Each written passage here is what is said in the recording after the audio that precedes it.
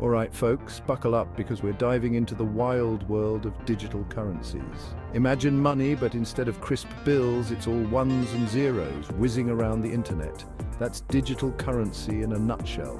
It's decentralized, meaning no single institution controls it, like a bank or government. Think of it like the internet of money. Global, accessible, and potentially changing the game. These digital currencies operate on something called blockchain technology. Now, blockchain sounds complicated, and frankly, it kind of is. But picture a giant public ledger that tracks every single transaction. It's like having a million accountants constantly checking each other's work, making fraud a real uphill battle. But here's the kicker. Digital currencies aren't just some abstract concept. They're very real and gaining traction. From Bitcoin to Ethereum and a whole zoo of others, they're making waves. But are these digital darlings the future of our economies? Let's find out. So, how do these digital currencies stack up against our good old-fashioned cash?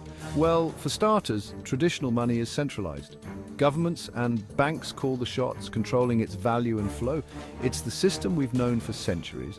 Familiar maybe, but not exactly known for its flexibility.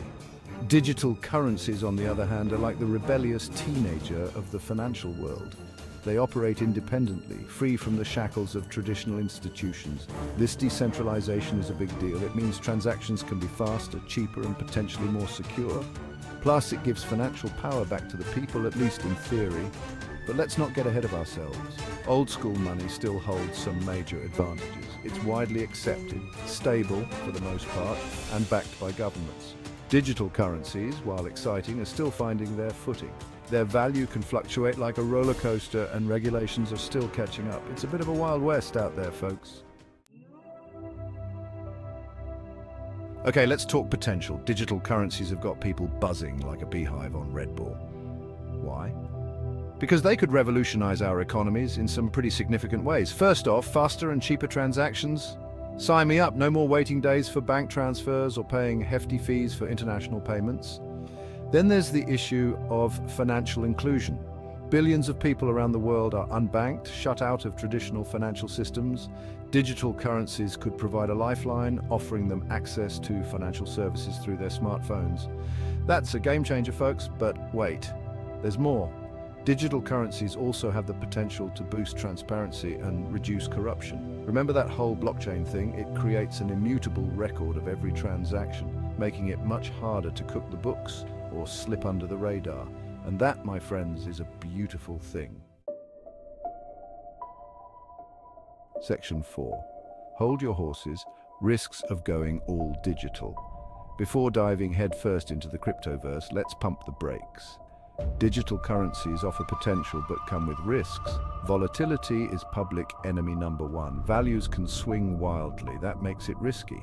Then there's security. Platforms and wallets are vulnerable to hacks, and regulation is still lacking. The Wild West nature creates opportunities for fraud. Governments need to figure out their role. How do you regulate something decentralized? Section 5, Real-World Roller Coaster, Digital Currencies in Action. Let's bring this down to earth with some real-world examples.